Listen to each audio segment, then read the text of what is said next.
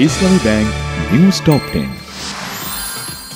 আগামীর বাংলাদেশ হবে ন্যায় বিচার, মানবাধিকার ও বাক স্বাধীনতার রাষ্ট্র সংস্কারই সরকারের প্রধান চ্যালেঞ্জ, বলেছেন প্রধান উপদেষ্টা। বিএনপি মহাসচিব মির্জা ফখরুল ইসলাম আলমগীরের সাথে সৌজন্য সাক্ষাৎ করেছেন নয়াদিল্লিতে নিযুক্ত অস্ট্রিয়ার রাষ্ট্রদূত ডক্টর ক্যাথরিনা উইজার।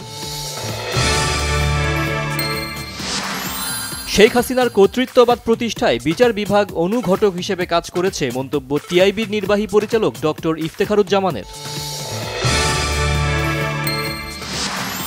স্বচ্ছতা নিশ্চিত করতেই জুলাই অভ্যুত্থানের শহীদদের চূড়ান্ত তালিকা করতে কিছুটা সময় লেগেছে, জানিয়েছেন যুব ও ক্রীড়া উপদেষ্টা আসিফ মাহমুদ।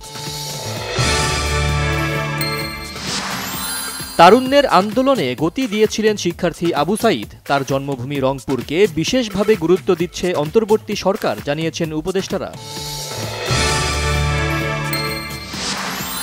অর্থ উপদেষ্টা ডক্টর সালেহ উদ্দিন আহমেদ জানিয়েছেন, 2009 সালে ব্যাংক খাতে 18,000 কোটি খেলাপি ঋণ এখন 2,50,000 কোটি টাকা। সিপিডির সম্মানীয় ফেলো ডক্টর দেবপ্রিয় ভট্টাচার্য বলেছেন, প্রবৃদ্ধি অর্জনের ভুল তথ্য দিতেও আওয়ামী লীগ সরকার আগের গভর্নর অর্থনীতির 12টা বাজিয়ে দিয়ে গেছেন। রাজধানীর আজিমপুর থেকে অপহৃত শিশু ফাতেমা আক্তার শাপলাকে মোহাম্মদপুর থেকে গ্রেফতার করেছে র্যাব। হোয়াইট হাউসের প্রেস সেক্রেটারি পদে 27 বছরের ক্যারোলিনকে বেছে নিলেন ডোনাল্ড ট্রাম্প। আন্তর্জাতিক দ্বিতীয় প্রীতি ম্যাচে আজ মালদ্বীপের বিপক্ষে নামবে বাংলাদেশ।